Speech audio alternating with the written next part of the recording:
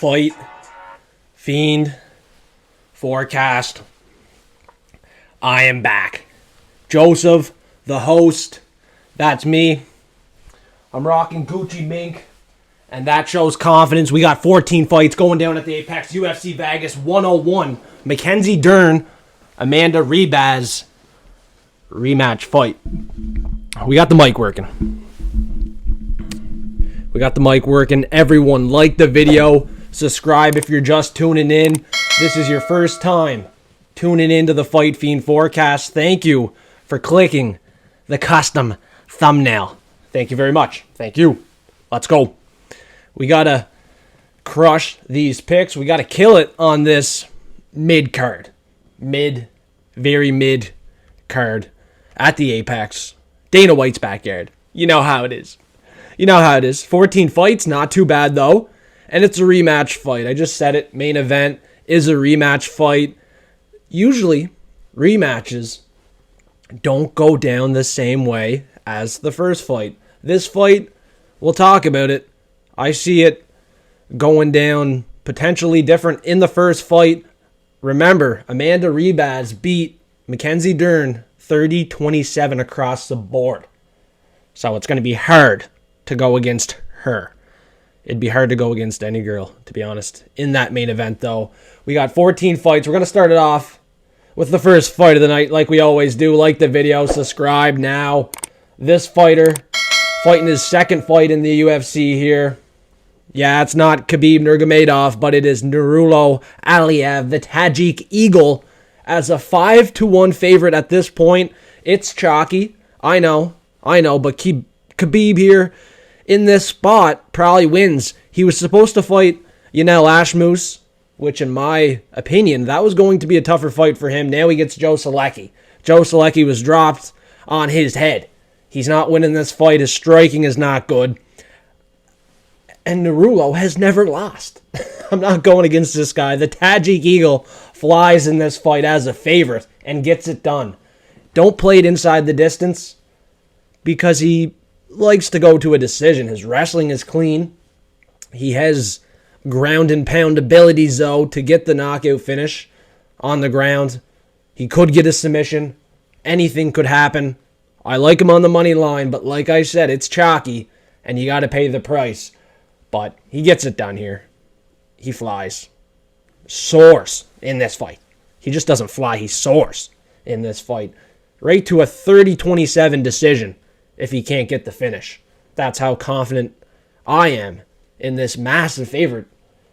But do I lock it in? Tune in to Patreon. It's $5 a month. You'll get notified who the locks of the week are, where my money's going. So $5 a month. You'll know as soon as I lock in the lock parlay. Now let's talk about that lock parlay for 1 second. I hit the last 30 male fighter locks in a row. Sheesh. I'm going to show you the results to end 2024. The results were very good. We like to see the green. And we got to keep the streak going. I don't even know how many locks I've hit in a row at this point. I have to go check it out here. The last event, we had Buckley, Manel Kopp, Navajo Sterling, Joel Alvarez. 4 locks. Before that, we had Pantoja, Shavkat, Bryce Mitchell, Dominic Reyes, Brian Battle, Kennedy Nzechukwu. That's 10 in a row. 10 in a row. The last 10 locks hit. And the last 30 male locks of the week hit as well. The last 3 locks to lose were women's fighters. And I'm never locking in a women's fighter again. Never, ever again. And now we're breaking down a massive favorite where you would think she's a lock. Fatima Kline, 6-1 versus Victoria Dudakova. People think Dudakova's a dud. She lost her last fight. She got exposed to an extent, but she was undefeated before that. And she should not be a 6-1 underdog. Now, making a pick, it's tough because I respect Fatima Kline. I think she's good. But 6-1 good? No, I'm taking the 6-1 underdog. If this fight gets close, if there's a parlay buster, someone to do your parlay, it's probably Fatima Kline. I don't know, though. Women's fight, minus 900? So, Dudakova's a 7-1 underdog at this point. More money is coming in on Fatima Kline. More and more. I don't understand it. I think this fight is relatively close. I would give Fatima Kline the edge if I was a bookmaker. I'd open her as the favorite, but minus 900, we got to draw a line. I'm picking the dog. Low confidence. We need the best fight from Dudakova. Off a loss. She's never suffered defeat before. As well for Fatima Kline. Suffered a loss in her last fight to Jasmine Jazdavicius. Her first loss, unanimous decision. And Dudakova, her loss was to Sam Hughes. I thought she beat her. It was a split decision. She lost. It was a split decision. It could have went either way. Maybe she really wants to get revenge. A close split decision. Both these girls could be fighting for a finish. I'm not going heavy, no matter what I'm doing in this fight. Rather, if it's Fatima Kline for a finish, or if I take a stab on Victoria Dudakova for a decision win, or the money line at this price, it's going to be a light bet. Probably not even going to bet this fight. There's 14 fights. This is not a fight at these odds I'm looking to bet, unless it's the underdog in a long shot shank of a stab here. I don't know, like, she probably doesn't win, but she could. So the pick is Dudakova, low confidence, but I don't love it. I don't recommend you taking the favorite either. In a long shot parlay, paying this price. I mean, you look at Nurullo Aliev, you're paying a price there, but we're talking a whole nother level with Fatima Kline. This is just out of control. It's crazy to me. I'm taking Dudakova, and I'm willing to pay the consequences with next to no confidence in the picks. So don't do anything with it, but you'll get paid if it hits. You'll get paid. And that's what we're here to do. We're here to get paid. We're looking for value, not necessarily a guaranteed winner. If you think Fatima Kline's a guaranteed winner, I just don't think so. I don't think it's that easy. I don't think she will look like a minus 900 favorite in this fight. So, decision, win or not, she's not going to look minus 900. And that's all I'm going to talk about with that women's fight, because we got another women's fight I have to talk about here soon. And not too excited about it. So let's talk about a light heavyweight scrap between Bruno Lopes off the Dana White's Contender Series win, where he got the contract finally because he lost to Brenson Ribeiro. This is that guy, massive favorite, lost to Brenson Ribeiro, got knocked out in round 1 to Brenson Ribeiro. And that's a common opponent because Gadzhiyasulov just beat him by a majority decision, and it looked somewhat easy. It was a majority decision, but he got it done. He has good takedowns, control time. He's probably going to have the better fighter's IQ. He wins this fight. A boring decision. He's going to have to play it smart. Bruno Lopes throws bombs. So as long as Gadzhiyasulov stays safe, I think he wins this fight. Low confidence, medium confidence. He wins the fight. Not looking to bet it. The number is probably right. He gets it done cleanly by a decision, but like I said, Bruno throws bombs. He could land one. It could get sketchy. Not looking to really do much with this one. Let's be real. 13-1, 9-0. It's a good scrap. Get your popcorn. Order that pizza. And crack a pop for this fist fight. The next one, you might be sleeping halfway through this next one here. 5-1-1, Ernesta Kareckaite from Lithuania fighting Nicolle Caliari off the Dana White's Contender Series, where she submitted a very good Canadian prospect. So that was a good win. This is a close fight. The odds are wide. And I don't know if they're right or not. Kind of like Gadzhiyasulov, I trust Gadzhiyasulov more than Ernesta, but Ernesta as a favorite, I will side with her. I've picked her to win before. She was an underdog with her opening as a favorite, closing as a favorite. Probably got to pick her to win. She has a huge reach advantage in this fight.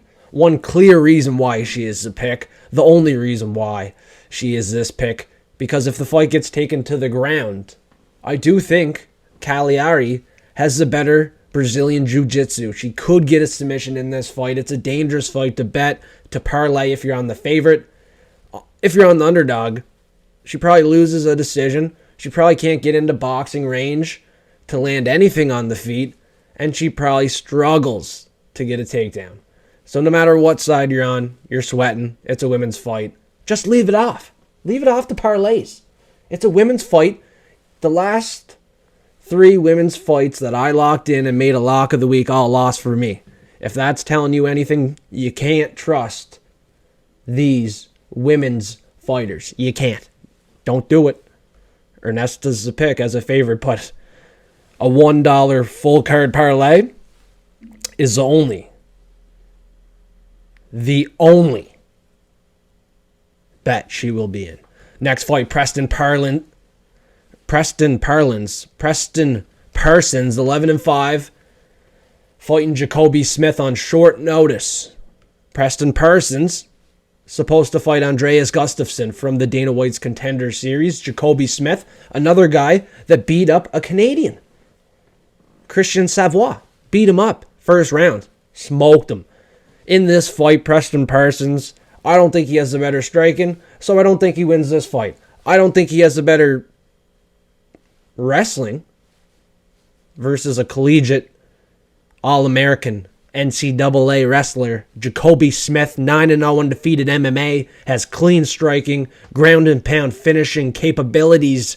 Hard to go against him. Come on, Preston. You're getting a fight where it's not favored for you. It's short notice. But Jacobe Smith seems to be on another level. With these guys, though, you just never know. Kind of like Nurullo Aliev, you just don't know for sure yet. It's his first fight in the UFC. He's a debutant. It's Nurullo Aliev's second fight. These are new fighters in the organization. We haven't seen much actual film on them. I mean, you can go to YouTube, you can go to their Instagrams, you can see a little bit of tape. But you got to remember, that's on the regional scene. That's not against high-level competition. Preston Parsons, he's a UFC caliber fighter. Jacobe Smith, looking to make a big name for himself. And this is a fight that really is going to stamp if he's a prospect or not. This is a good test for Jacobe Smith. But for me, with the confidence, I think he passes the test with flying fucking colors. He gets it done here, probably by knockout. Jacobe Smith is an animal. NCAA wrestler. He knows what he's doing. He's not messing around on the ground. You've seen him on the Contender Series. Go for that finish right away. And in this fight, debutant or not, he dominates. Dog walks Preston Parsons. Cross octagon in his debut at the Apex, Las Vegas, Dana White's backyard. You know, same spot where he got his UFC contract. He's pretty familiar with this octagon. It's not like a debutant fighting in a fucking big pay-per-view spot in a packed arena, LA, California. No, this is the Apex where he got his contract on the Contender Series. He's going to be fine. He's going to be fine. Fine. Good favorite. I like Jacobe Smith. He could be a lock of the week. Probably is a lock of the week. If you're going against me, GL. Get rich or die trying. Some of y'all, if you're taking Preston Parsons, if you're dog chasing and not dog walking, he'll be dying trying. Crying like Ryan. Like and subscribe. Fight Fiend Forecast is predicting each and every fight this year. And we got a couple more fights on the main card. Before the main card. A couple more fights on the prelims to predict. Thiago Moises with Trey Ogden is another banger. I'm getting right to the point. I'm calling a spade a spade. This is what it is. I want to give you my pick. Quick pick, and then we're going to go get paid. That's what we're going to do. We don't have to overcomplicate some of these fights. Some people predicting fights overcomplicate it. I'm not really talking about their last fight, the reach advantage. You have the tail of the tape here in front of you. You're here to listen to the pick. You're here to get paid. So I'm telling you, Thiago Moises has the experience. And Trey Ogden has been sliming out fights. This guy's a slimer. Trey Ogden is a slimer, man. And he's getting it done. Credit to him, he's getting it done. You got to be careful. But Thiago Moises, his losses come to pretty high level guys in the lightweight division. You know what I'm saying? Like, much higher level guys than Trey Ogden has been fighting. I give the edge to Thiago Moises. I think his takedowns are more dominant. He can avoid the Brazilian jiu-jitsu of Trey Ogden, which might be pretty shiny in this fight. He's not bad on the ground. He had a premature stoppage with, who was it there? Nicholas Mota. He had good takedowns against Kurt Halaba. His last fight, I mean, he did it again. Loic Radzhabov got the win. So, he's on a roll.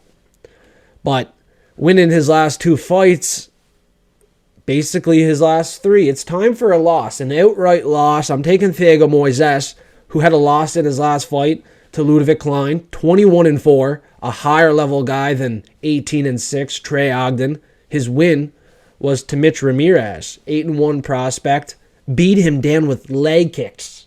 That was only 9 months ago. He looked damn good, but he suffered defeat to Benoit Saint-Denis. He got knocked out. Saint-Denis would probably beat Trey Ogden. So the losses, I don't think we can be too mad about them. 70%, 75% of forecasters on Tapology have Thiago Moises. So he's probably the right side, minus 195. Closing line, I think there will be a buyback on Trey Ogden. Respect to him. I said, man, he won his last 3 fights. He's been sliming out some fights, and people get sucked into his game plan. So this is a fight Thiago Moises could lose if he gets sucked into a game plan from Trey Ogden, who's going to be fighting hard. This is a big fight, 35 years old. He's not looking to take too many losses, and that's what it is. He's going to fight like a dog. He's priced as a dog, but I don't think he gets it done. I just don't think he gets it done. I just don't think he gets it done in this one. So we're on to the next fight prediction at UFC Vegas 101. And it's pretty simple. You make a pick, and you live with the pick. All right? In this one, oh dear. You look at Ihor Potieria versus Marco Tulio, Brazilian. Lost. He didn't lose. He lost his first chance at a contract on the Contender Series. Redeemed himself in the last bout with a spinning back kick. Got the finish win. Got the contract. Handled business. But Ihor Potieria, although he's been finished in like every loss, he fights like a dog. He's a pretty big dog in this fight. He's a younger fighter, and he's 3 inches taller. I think he does have an advantage. He is a southpaw, and he just doesn't give a shit. He's not trying to be technical, like Tulio. He's not trying to pick his shots, like Tulio. This is the type of guy that is willing to leave it all on the line for entertainment, to get a win, to get a fancy finish, a flashy finish, and it could be live. I am picking the Ukrainian Ihor Potieria in this fight. He has 21 wins. Marco Tulio has 12. Almost double the wins for Ihor. He has a lot of finishes in those wins. He even has a couple decisions. So in a fight where he won 1 fight out of his last 5, he's going to play it smart. He's going to fight to win. And I think he has a serious chance. The odds don't suggest this fight will be close. I think it will be. Give me the dog, the Ukrainian, who's ready to go to war with this Brazilian. Not ready for high-level competition. You look at the side of Ihor Potieria, he settled into the UFC. He took losses to higher level guys than Marco Tulio has ever fought. And I think he gets it done. Incredible value if we can snipe it out. But we got a lot of work to do. Marco is no bum. He's a high-level guy. And, yeah, we'll see. If Ihor loses this fight, he better not just get smoked, finished, knocked out. I really think he can stand a chance. A serious chance. I'm confident enough to at least make him my pick, right? So, let's see what the Ukrainian can do in this fight as a 480 underdog. Wow. Wow. Last fight. Prelim action. Jose Johnson, Felipe Bunes. Felipe Bunes. And you look at the records. I'm not too excited about this one. 16-9, 13-7. I'm not putting my money on this fight. A flyweight fight where they're quick and fast. The momentum can change in a quick second, especially when you have a guy looking for takedowns, a guy that has a little bit of grappling in Felipe Bunes, however the fuck you say this Brazilian's name. Felipe Bunes.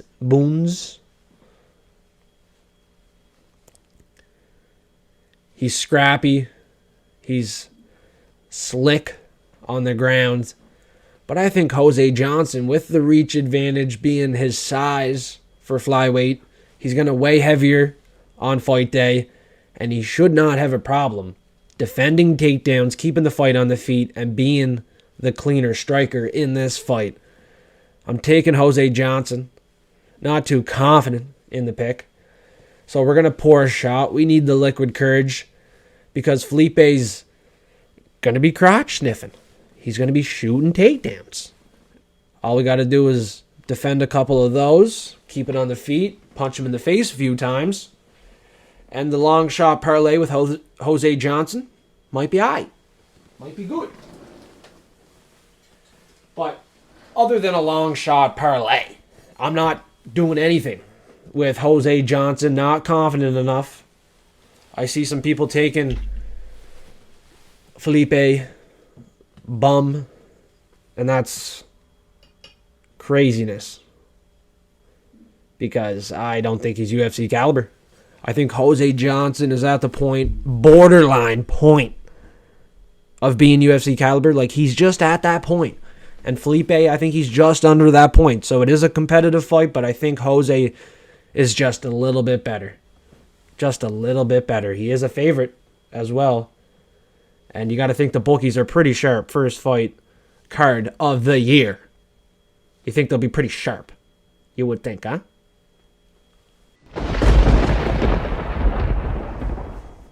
Now it's time for the main motherfucking card. The main card at Dana White's backyard. We're starting it off.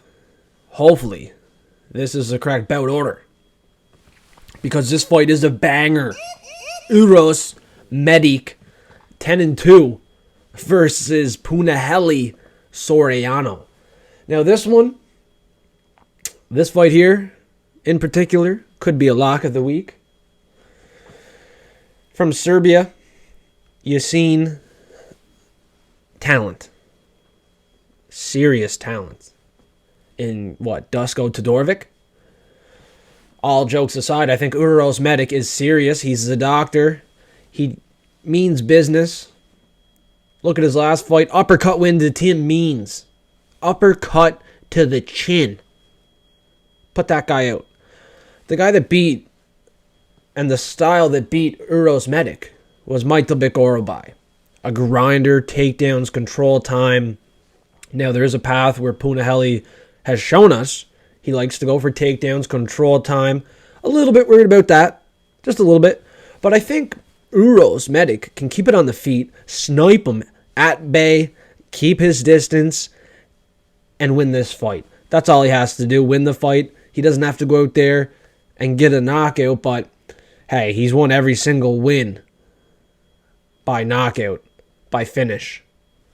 Maybe by knockout. I'm going to look at that for sure. It's 100% finish rate and 8 wins by knockout, 2 by submission. The last submission win was, I'm going to look it up here. It was ages ago, 2018. Both of them were in 2018. His second ever fight, his fourth ever fight, both by triangle choke. Uros Medic is a better striker in my opinion. Better volume, more power, and a more diverse game plan on the feet. He has more tools in the bag to use. Not just a straight jab down the middle. He has the hooks, the kicks, the everything you want in a striker. Just like another guy we're going to talk about here. But looking at the submission upside for Medic, see if we have a path to victory there. Probably not. Dustin Stolfus got the submission in round 2. But other than that, Kopylov, knockout round 2. Win over Punahele Soriano. And then Brendan Allen, unanimous decision win. And Nick Maximov, split decision win to Punahele Soriano. The only guys that this guy has beat, you see he's 2-6 in his last couple fights here. And his win was to Miguel Beza. A ring-rusted Miguel Beza. A slow, low-caliber Miguel Beza. And Dalcha Legin... Jesus Christ. Dalcha Lungambula, 11-4. You know, he got the win there. Uppercut. With an overhand left as well. He has power. He has a finishing upside, but, you know, it's time to get revenge for the Dusko Todorovic win. You know, Dusko Todorovic got knocked out 2021 in the first round to Punahele Soriano. The Siberian brother, Uros Medic, redeems the loss for Thunder Dusko Todorovic. If they're friends, if they're training partners, at least Uros Medic will know it's in the back of his mind. This guy beat a Serbian fighter before. I got to get that revenge. So I can see, you know, I can put it together in my head that Medic is going to be motivated as possible to get this win. I got to trust in him. I'm putting all my faith in him this week, and he could be my biggest bet of the year. And the first slate of bets of the year. If you want to see each and every bet I'm placing, if you want to see the locks early, the dog of the week early, the props of the week early, the line movement tracker, my picks with the confidence levels, method of victory, and my confidence level with a percentage versus the implied probability, which is the forecast forensic. It's all for $5 a month. Now let me show you, before we keep going with the main card, the platinum play of the day. I don't have it for you today, but the platinum play of the day is one bet on each sports event each day. So if there's an NHL game on, I'm making one bet, and it is my lock bet for the day in the NHL. We've hit a few. Here's some bet wins over the holidays. I got 2 pitchers here. A lot of wins on those 2 pitchers. We've been getting paid over the holidays, collecting some profit, spending some money, having some fun. $5 a month. Why don't you hop on board? Give me a chance. Put a little bit of faith in me. And let's get paid together this weekend. UFC Vegas 101, the first fight card of the year. You look at the lock streak. Hit the last 10 locks. Hit the last 30 male locks in a row. Guaranteed banger incoming for UFC Vegas 101. We're getting locked in. We're getting paid. And you're on board. I know you are. You're hitting the link in bio below. That's what you're doing. As I ramble on, in between fight predictions, you probably skipped ahead. If you didn't skip ahead, like the video, comment down below to help with the algorithm, and put the number 101 so I know you're listening and not skipping ahead like a fish. All right, one more shot. Liquid Courage, straight from the bottle. This time, straight from the bottle. Let's get it. Come on.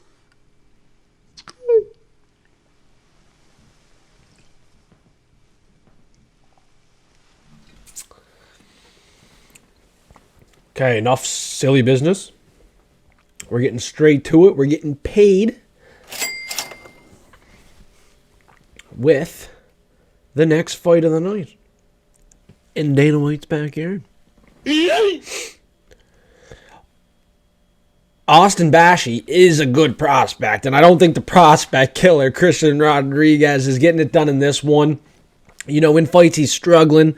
He's usually on, well, most of the time he's on the losing end of the fight until he's not, until the judges are just handing him a paycheck, giving him the win.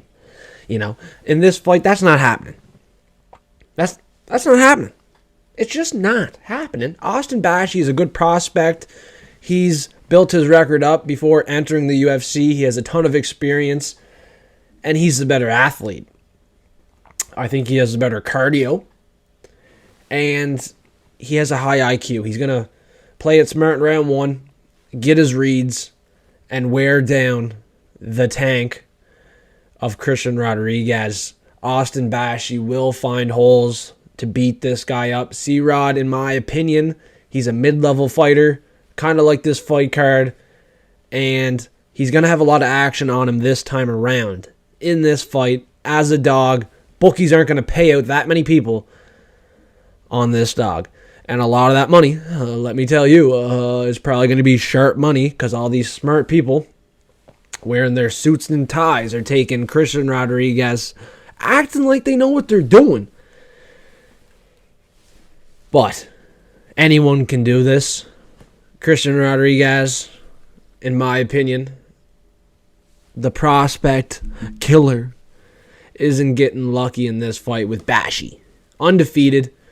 We've seen him on the Contender Series run through, just completely dog walk a low caliber fighter. In this fight, yeah, he has some resistance coming his way. He's fighting a higher caliber fighter. We can't be oblivious to the obvious. But, he's still just better. He's just better, in my opinion, than Christian Rodriguez on the feet, on the ground. The cardio. You know, he's the younger fighter. He has a lot to prove. He's undefeated. And we've said this time and time again. Some of us. Oh, he's undefeated. Christian Rodriguez won't beat him. Well, how long is that going to last, right? So, he beat Cameron Simon, the South African fucking kid there. Raul Rosas Jr., youngest fighter in the UFC history. Mexican, former Mexican. You know, Bashi's different. And I believe that. He could be a lock as well. This is a guy I have faith in. I have confidence in. And he's fighting out of Michigan, United States. This dude can wrestle. You know, he can match whatever Christian Rodriguez wants to do on the ground. All what that is basically defensive wrestling. All what I've seen. People have been trying to go all in on the submission, gas themselves out, run out of opportunities, and, you know, things to do in a fight to beat Christian Rodriguez, where Austin Bashi said it himself. He does a lot of tape study. He obviously seen all those fights where Christian Rodriguez barely won. We're talking like a split decision with Isaac Dalgarian. In my opinion, a loss. A unanimous decision win to 9-0 Cameron Simon. A unanimous decision win to 7-0 Raul Rosas Jr. This is 13-0 Austin Bashi. True prospect. I'm going to give him a chance. But these debuters, you never know. He is 23. He's pretty young. But I just feel like this guy's different. Bashi, don't let me down, brother. Come on, brother. Don't let me down, brother. Now, one of the rules for the lock of the week, if you're putting a heavy bet down, is to avoid the debut fighters coming off Dana White's Contender Series. Now, before the show, I was telling myself, yeah, I'm going to stick to that. But as I sit here and break down the fight, I almost convinced myself, play him in a heavy bet, make him the lock, put the balls on the wall, and if they get smacked, well, they get smacked. I like the pick. I like him in parlays, but do what you want here. I don't think I will get to a point where I make him a lock of the week or put heavy money on him, but I really think this kid gets it done here. So I'm being transparent. Don't think I'll get to the point where I lock him in, make him a 100% confidence play this week, a massive bet for me. He'll be on a second leg ticket. Nonetheless, I'm very confident he wins, but as a favorite, paying the price against a prospect killer in Christian Rodriguez, a guy that has game, a very tough debut fight. I mean, I'll give Bashi a little slack if he does lose the fight. I am aware this is a tough fight for him, but I really believe, in my heart, this guy, Austin Bashi, is just on another level. We're talking Peyton Talbot level. This guy is a different breed, and I'm stating that to start 2025. Bashi could be the prospect of the year. Hopefully he gets to fight 2-3 times after a dominant win to Christian Rodriguez, a prospect killer. And the next fight on the main card is Chris Curtis, CC, the Canadian Classic, heavy smoker, Chris Curtis, 31-11 versus Roman Kopylov. Not as much experience, 13-3, but he looks like the better striker. Now, in a fight that should be mainly on the feet, where Chris Curtis is a good boxer and Kopylov is the better dynamic striker with the kicks, with the liver shots, I think he gets it done. This guy is one of my favorite fighters in the UFC. He suffered a loss recently, Anthony Hernandez, Fluffy, right? That guy's on another level. That guy can grapple. You look at Chris Curtis, he's fucking standing over there with Sean Strickland, just in the gym 24/7. And when you train that much, I don't know where he can find his best work. That's my problem. He's just training 24/7. He's just a fighter. He's just a guy that likes to constantly be in that sparring mode. Now, when it goes to fight mode, you kind of see him in spar mode. He's just in the boxing range. You're yelling at him to push a pace, and I think it's because he just trains so much.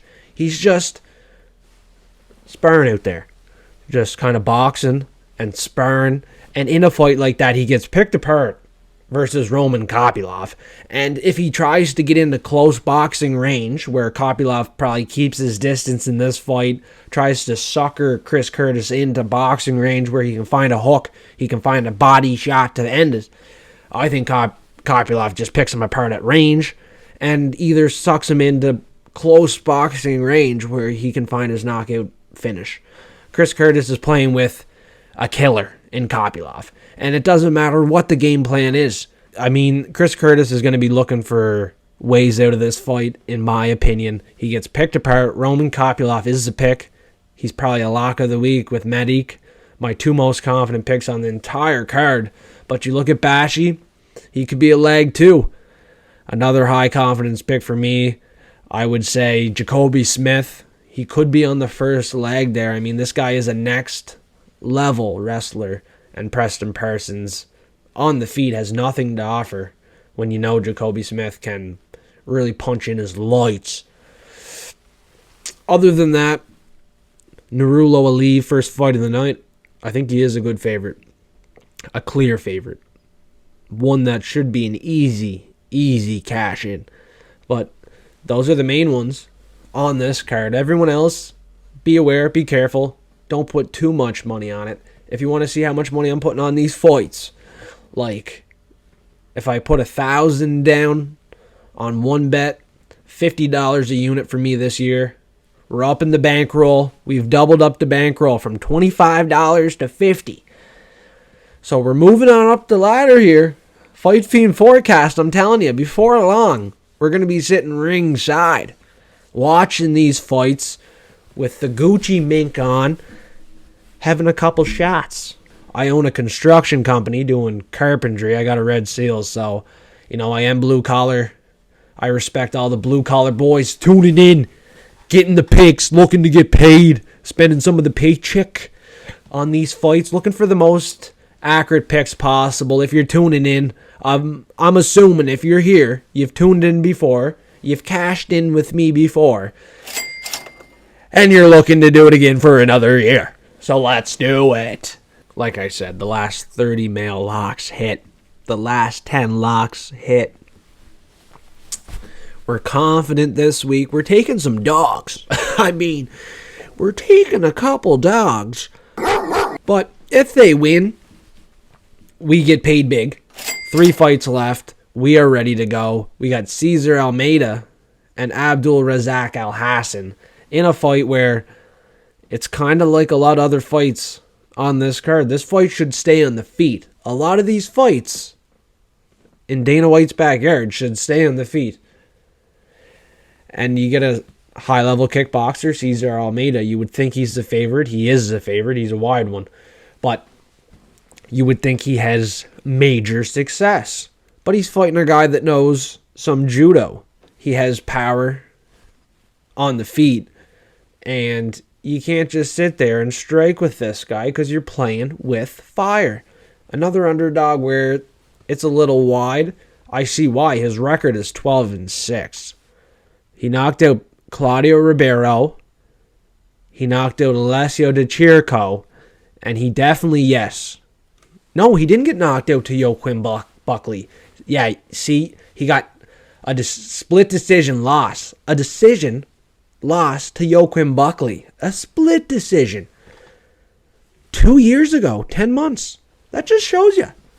That just shows you right there. You can't count him out. He fights hard. Fights like a dog. He's durable. He's hard to finish. If you're looking to finish him, it has to be on the ground. And a kickboxer cannot submit Abdul Razak Al Hassan. Joe Pyfer could. Arm triangle, but Cesar Almeida? No. No. So, he's coming off a decision win to Ihor Potieria, where I said, a lot of guys could finish Ihor Potieria, but guess who couldn't? Cesar Almeida. He lost a split decision to a very good striker, Roman Kopylov, which shows you how good of a striker he is. So, probably a decision win, Cesar Almeida, because that was a close fight to Roman Kopylov. Give him credit. I have high confidence and faith in Roman Kopylov. So, a split decision loss to him. No harm, no foul. But you could get fouled out against Abdul Razak Al Hassan here. This guy throws bombs, and he doesn't miss. He's not looking to throw a foul. He wants it right down the middle, and he wants to knock you out. He has power. Like I said, he's knocked out his last 2 opponents that he beat. His last fight, he was about to knock him out, Cody Brundage, but that guy can just I don't know. This guy, Cody Brundage, this guy, accidental blows to the back of the head. He's greased out a bunch of big wins as a dog. The fucking 4-leaf clover up this guy's ass. I don't know. He's lucky to be in the UFC. Let's say that. Cody Brundage, 10-6, was getting smashed. And Cesar Almeida, he likely doesn't play the nail too good. He's a good hammer. He likes to hammer away, but I don't trust him as a nail. I don't feel like he's the most durable guy. Now, in the first round with Dylan Budka, I was kind of scared. People were taking Dylan Budka in that fight. I remember. I was like, what the fuck? Why are people taking Dylan Budka against Cesar Almeida? I was very confident in Cesar Almeida in that fight. The same people taking Dylan Budka are taking Cesar Almeida with high confidence in this fight. Now, I'm thinking this fight could go to Abdul Razak Al Hassan. We'll see who's smarter. This is a low confidence pick for me, but those smart people, I'm telling you, they aren't as smart as you think. They just play it out to be that way. Now, Cesar Almeida, he is a good striker, but he's 6-1. 6-1. And I don't trust him. Especially not as a minus 300 favorite. Abdul Razak Al Hassan hits like a fucking truck, and you better hit him right between the eyes. Let's go. Co-main event, Santiago Ponzinibbio and Carlston Harris. You like the energy? You like the energy in the fur coat today on the show? Like the video.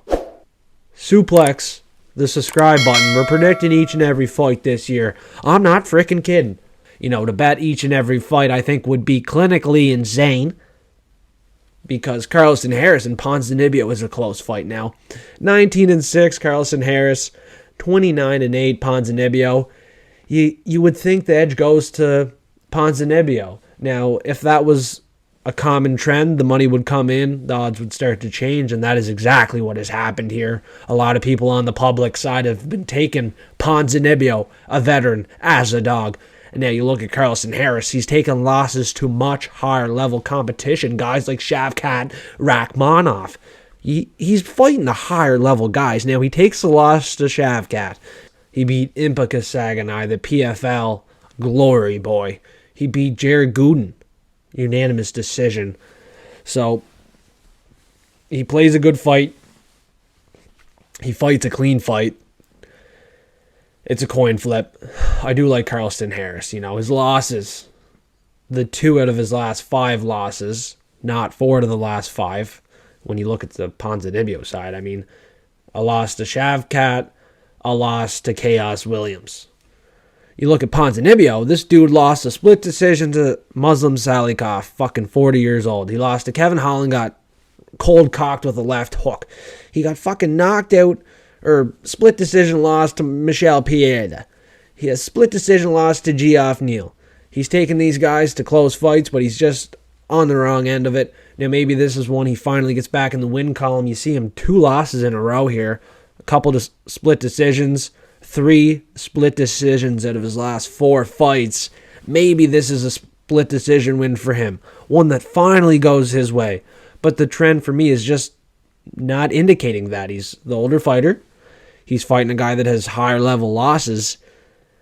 And Carlston Harris has a reach advantage in this fight as well. I like the reach advantage. I like Carlston Harris to stay at distance, pick apart Ponzinibbio, who's just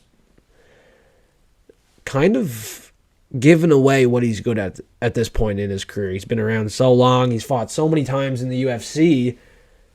People know what he's going to do and how he's going to try to win fights. Carlston Harris is a smart fighter. Opened as the favorite. The bookies are probably sharp on that one. I mean, it's the first fight event of the year. They've been doing their work for weeks. And for the public to push the money towards Ponzinibbio is pathetic. This guy could win. Argentinian. He could get it done. But I ain't putting any trust in him. Not a single % of trust in that guy.